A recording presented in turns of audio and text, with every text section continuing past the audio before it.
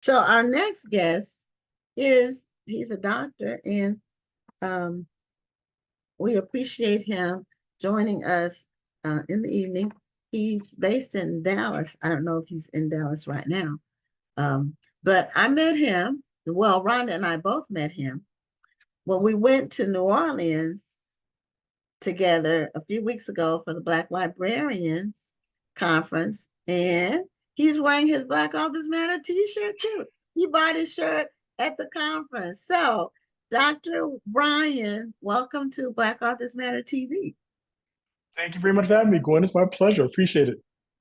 Okay, so Dr. Brian, I'm waiting to call you Dr. Brian instead of Dr. Williams.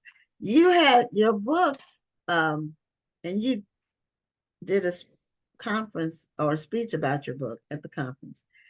I wasn't able to attend because I was in the vendor section, but the title is very thought provoking.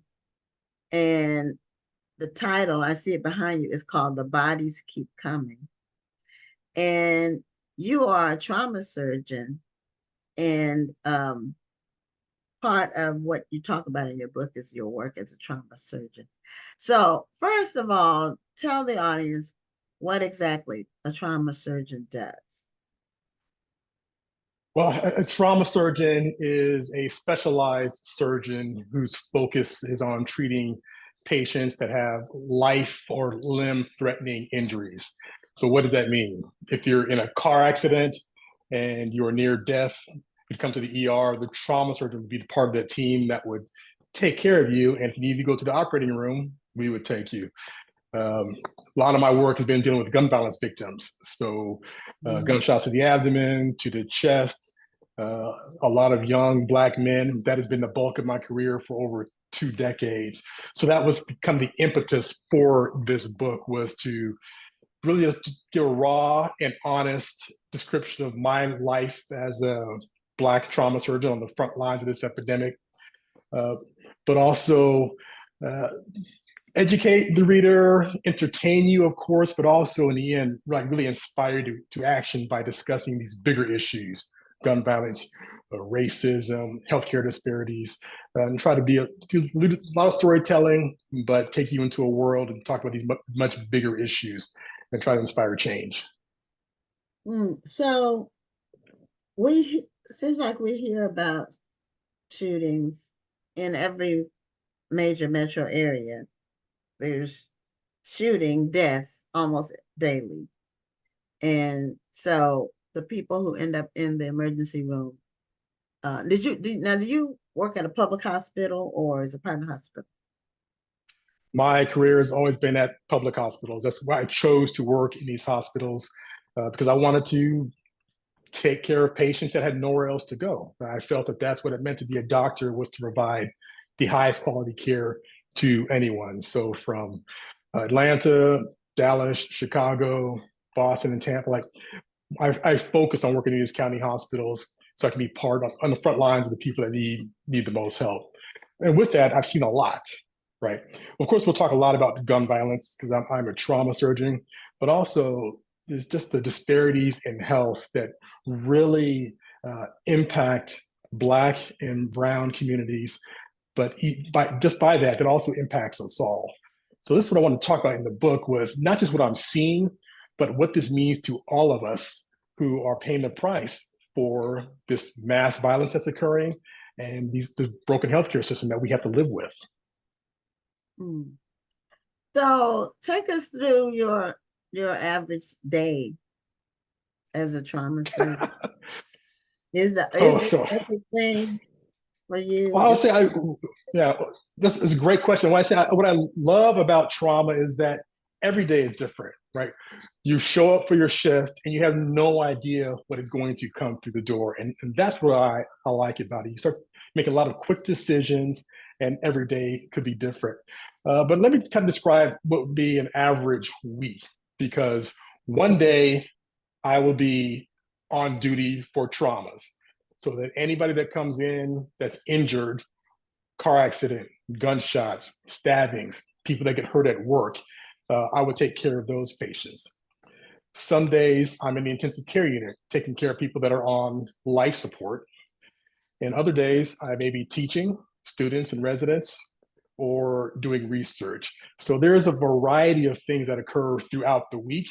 Um, but what I know, what I like the most is being on call. I like being on call with the trauma team, teaching and taking care of patients that are coming in near death. I know that may sound strange to folks that don't do this work, but it gives me a lot of job satisfaction knowing that I get to help people on what's possibly the worst days of their lives.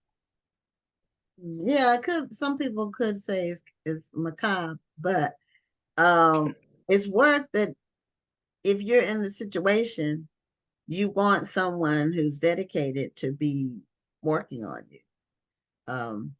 You want someone that takes the job seriously. So,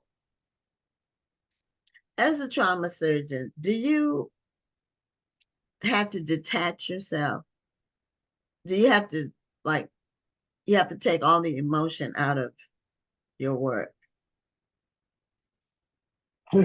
in order to do your job well? Yeah, I get what you're asking, and since we're seeing so much needless death and suffering, and that is routine for us, people wonder, how do you get to do that every day? How can you keep doing that every day after day, month after month, year after year? At some point, do you dissociate who you are from the work you are doing? And I tell you, I never want to get to that point where that split, because once you lose that sort of connection to the people you are caring for, then that part of humanity is gone. And I always want to feel something for my patients and my families and the families I'm caring for. However, I recognize that as a professional, in the moment, you have to be focused on what you're doing. If someone comes in with multiple gunshot wounds, the pressure is dropping, and they're going into cardiac arrest, that is not the time for your trauma surgeon to start taking an inventory of their emotions, right? That's when you get to work and do what you can do to save a life. So I've been fortunate that I've had a lot of great training from people who are masters of this specialty. And I'd be able to use that to make myself a better surgeon and ensure that when the time comes, I can perform as needed. Where did you go to school? Where did you get your medical school training? Medical school, I was at the University of South Florida in Tampa. Did my undergrad at the Air Force Academy. Did my residency at Brigham and Women's Hospital, which is one of Harvard's teaching hospitals. Went down to Atlanta for my fellowship at Grady Hospital, as part of Emory University, and then came to Dallas to work at Parkland Hospital, which is the major public hospital in Dallas. Okay. So you've been in different metro areas. And spent some time in Chicago too, Gwen. I've been around. Oh, okay. Yeah. Well, Chicago, unfortunately, they seem to not run out of, you said the bodies keep coming. Seems like every weekend there's a large number of people being shot, and a certain percentage of those die every weekend. Yeah, but I want to say Chicago has a lot going for it. It's in the news a lot for gun violence, but I think that's unfair that as a city, they bear the brunt of the national narrative about the impact of gun violence, because what is happening across communities across the country. And here's what I want, in the book, I want to bring this part out, is that when we're talking about gun violence, we have to talk about race. Don't mind us. There's a couple of dogs losing their mind. I have a cat. And he was meowing at the door a few minutes ago. Right. So we have to talk about race, right? A couple of years ago, gun violence became the #1 killer of children and teens in America. And that led the national news. We were still talking about it years later. But for the decade prior to that, it was the #1 killer of Black children and teens. And this narrative that we focus on at the national level it does minimize the impact it has been having and continues to have on Black and brown communities. So in the book, I wanted to bring that out, bring that to the forefront and say, you're going to talk about gun violence, you can talk about everything. Because if you don't, none of us are safe until we really address all the truly complex issues involving race and violence and policy. Okay, so what do you see as a couple of those factors that people are missing? They're not really focusing on thinking about. Oh Because yeah, we so that's hear about the end result is what we hear about the tragedy, but not what leads up to it or what's the sure. explanation for it. So there's two big buckets we could talk about. There are the obvious things that have to do with the guns themselves, right? We can talk about raising the minimum age to purchase a weapon, background checks, stop gun trafficking, banning assault rifles. But if all of that happened, I will tell you that would not change anything about my job as a trauma surgeon, because the patients I'm dealing with, there are other issues that contribute to the endemic violence that leads to gun injuries and death. And that has to do with structural racism and how we have perpetuated policies that put certain communities at risk.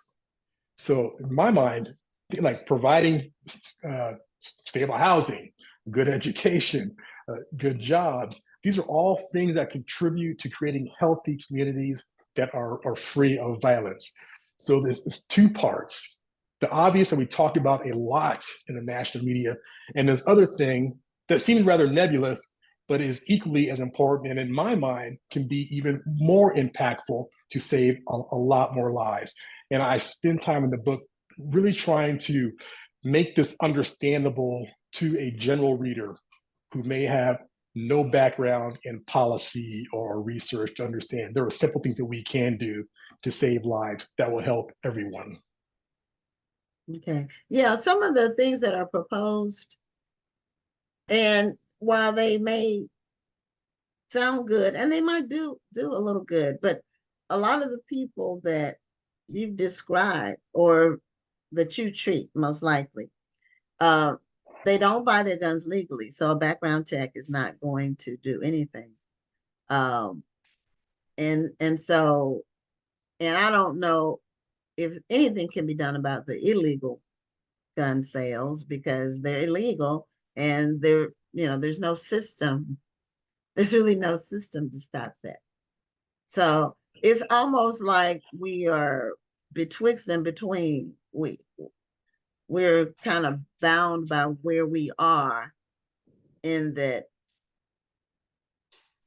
it's a gun for every American citizen as far as gun Well, ownership or gun possession. there's more guns than Well, people more, but in but this country. Yeah. there's more than, but I mean, at Right. least one for each But you're American. making a very good point, Gwen, making a very good point that uh, gun violence prevention is very complex. We don't just have one gun violence problem in this country. We have many gun violence problems with many different root causes, which require different um, types of solutions. We could talk about suicides, mass shootings, the community violence, and that is the bulk of my practice, uh, intimate partner violence. These are different types of gun violence, and they have different root causes, so they require different types of means to address them. And for the community violence that I deal with, uh, as I mentioned before, banning these weapons, background checks, all those kind of things will probably have a minimal impact on saving lives and reducing injury. Again, healthcare, education, jobs, housing, that will uplift communities and lead to less violence. There's plenty of studies that prove that. Yeah, education is the ticket, and that has been neglected for decades unless you are in a middle class or upper middle class community. Uh, but it's almost like we are so many children are just left behind in terms of the education system is horrible and they keep spending money, but it's not getting to the kids. And so it's almost like nobody even bats an eye when they say only 25% of the children are reading at grade level, that's, that's a horrible thing. And so they're going to end, they don't really, you're not putting them on a path to a future. And so by the time they get to middle school, they're they probably know what their paths are because children are really perceptive about things. So they are. gravitate to some of the worst elements, because they don't know what their future is. I hate sometimes when I see people interviewed and they're young people, like in their teens, and they're saying they don't know, they probably won't live to be 25. Just the idea that they are even thinking that, that they It's infuriating, right? It's infuriating, Gwen, that we have a country that is that accept accepted in the that. norm for so many children. Yes. When I meet with these kids and I ask them what they fear most, many will say they fear that they will get shot or someone they know will get shot. I go into a room and ask people who know someone who's been shot, and over 90% of the hands go up. These are kids, these are children and teens that are living in these sorts of environments. We can do something about it. We should do something about it. We have the means. It's just a matter of committing to it at a national level to make that happen. Yeah. So if someone were interested in trauma surgery as a career, what would you let's say they're 12 years old and they're pretty good student. So what would you recommend that they do if they wanted to be on the path to do what you do, or any kind of surgery? Because surgery is one of the higher forms of medicine, just because of the really the hand skills. You have to your hands have to be steady, and you have to really know anatomy. Trauma surgery is the best specialty in medicine, Gwen. And if there's a 12-year-old that out there, I would recommend, one is to go to my website, brianwilliamsmd.com, and send me an email, because it is important to get connected with people early that can help mentor you along this path. And that's one of the things I enjoy doing. But just in short, it's going to involve going to college, getting a college degree, 3 to 4 years. Med school is 4 years, and then your residency after that. Surgery is a minimum of 5 years of training. And then I did another 2 years of research and another 2 years of fellowship. So you're talking about years of training. Mm-hmm. But when you're 12, I mean, that is the time to get set on that path, because really you have to have the grades. You have to have the grades. But also another important part is having someone that's been on that path before that can tell you what the pitfalls are and what things that you should be doing and should not do. And that is something that we, as Black people, need to ensure that we're doing for youngsters that want to go into this profession, because there are so few Black men in medicine, less than 3%. So the role models are not there. So we all have an obligation, and the folks in my circle have a desire to ensure that we can increase that number moving forward. And right now, the forces are against that happening, right? There's anti-DEI forces rolling across this country that are working against us to make that happen. Now, what made you interested in it? Like, when did you have the epiphany that, hey, I want to be a trauma, or I want to be a doctor, and then doctor first, and then a trauma surgeon? Well, this is a funny story, Gwen. I did not plan to become a doctor. It was never even on my radar. My first career, when I finished at the academy, I was an aeronautical engineer. So I was an Air Force officer doing engineering. And it was during that time that I got this bug that I wanted to become a doctor. And this is how I know it's important to have people that can help direct you through the process, because I had no one, and I was just learning on my own how to apply to medical school, and then the residency following that, and then fellowship. But I decided I wanted to become a doctor. Didn't know what kind of doctor I wanted to be, just to become a doctor because I felt I could help people with that profession. And during my medical schools, when I did my rotation on trauma surgery, we do different rotations on surgery, psychiatry, obstetrics. Day 2 of trauma surgery, I was on a night call. I described this night in the book when a gunshot victim came in, and I was just mesmerized how the team went to work to save this patient. And it was right then I said, that's what I want to do. I want to be a trauma surgeon and do what these people do. Oh, okay. Wow. Now I have another question. I watch some of the medical shows, and I wonder, I don't know if you watch any of them, but I wonder if how close they are to what actually happens in a hospital. I'll tell you the ones that I like them for the medicine. I've actually learned quite a bit about medicine and just different ailments, different diseases, and they seem to some of the shows seem to pick some rare medical disease that hardly anybody gets. But I like just learning about that. And one of my favorites is The Resident, and I don't know if it's returning or not. But I also like Chicago Med. That's the other one that I like. So My number one pick for medical shows is Scrubs.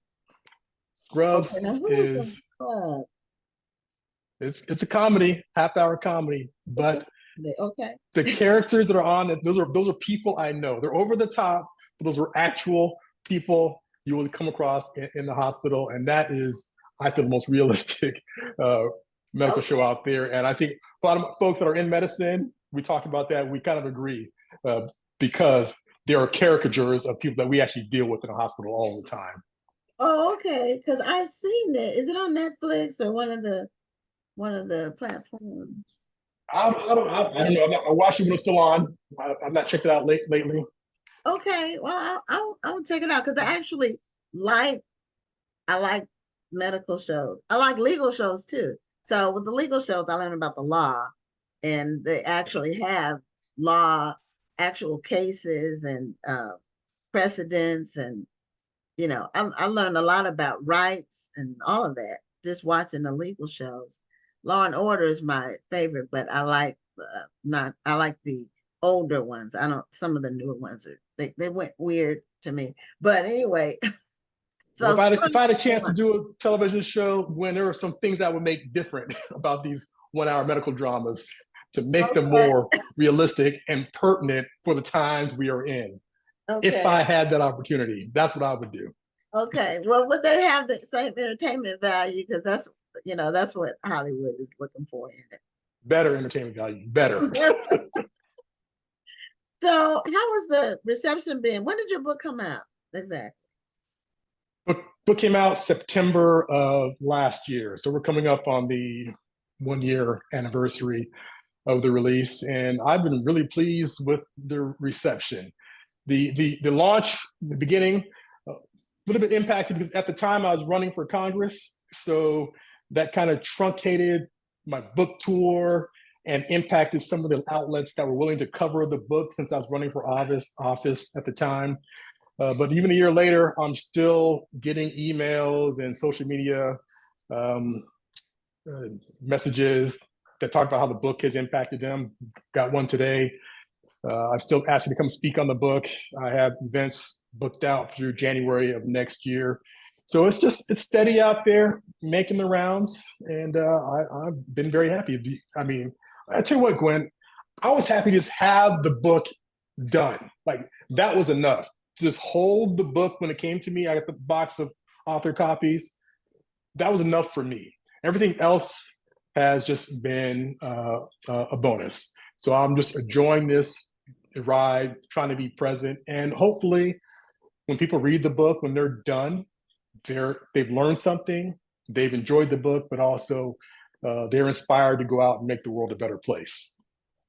Well, I like your title, and one of our regular viewers said, "It's such a great interview." And please, Dr. Williams, I don't know if you're on TikTok and Instagram, but this person recommended you get on TikTok and Instagram to reach the younger audience.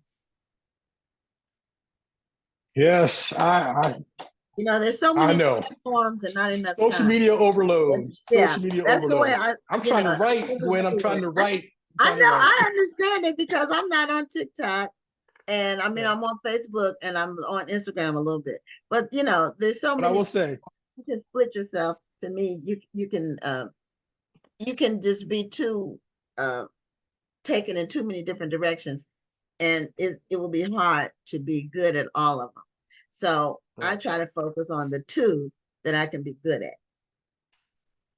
I'm mostly active on Twitter and Okay. LinkedIn. Okay. Dabble in Instagram. I Okay. may have my daughter do a TikTok at some point. She can handle that. But really, if you want to contact me, if you go to my website, I answer all of my emails, Okay. and you will get the emails come to me. I will respond to you, and like I said, or Twitter and Twitter LinkedIn and are probably where LinkedIn. I'm most active when it comes to social media. Okay. Yeah, there's a lot, and you know, as long as somebody's on one, you know, one of them, Right. they can be contacted. But But tell your viewer, point taken. I get it. okay. Point taken. Okay. And her name is Mary. Um, I love the title, you know, a title is really important. A title and a cover on a book are really Yes. important. And your title is really spot on. So it makes a person stop. In fact, the title Thanks. is such that it could be like a thriller, a suspense novel. It's that kind of Right. title. Um, and so is the book like anecdotes, or is it your story, or is it a combination of those things?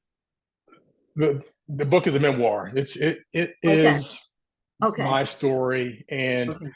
I wanted to pull you as a reader into this world of a Black trauma surgeon, see what it's like in the trauma bay, in the OR, in the family room, but also explore these bigger issues that are happening outside of the hospital. So there had to be some universal themes in this that anybody can relate to, right? Gun violence, healthcare, social justice. So even though I'm the character in the book that you're following along, it's really about these bigger issues, and you're seeing these through my eyes, how I feel about them and interpret them. But in the end, it's not about me. And I hope at the end of the book, man, my goal was when the book was done, you didn't even think about me. You were thinking about, okay, I need to go out and do what I can to end racism today. I'm going to go out and end gun violence. I'm going to go out and make sure everybody has health care. I'm going to go out and be an agent of positive change. So that was the goal. But I wanted to pull you in and kind of, I had to hook you. I had to hook you first and then take you on this ride. But once I had you through chapter one, I got you at that point. And just strap on. We're going to go for a good ride. Okay, well, I look forward to reading it. Rhonda got her copy at the conference. My copy is on order, so I look forward to reading it. And thank you for Yeah. taking the time to be on Black Authors Matter TV, and continued success to you as a trauma surgeon. Thank you very much, Gwen. I appreciate being on here. And again, your viewers, I'm a speaker. Reach out to me. I can come speak at your event.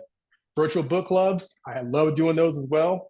And Okay. again, hit my website, brianwilliamsmd.com. Okay. Well, thank you, Dr. Brian, and you have a great evening. Good night, all. Okay.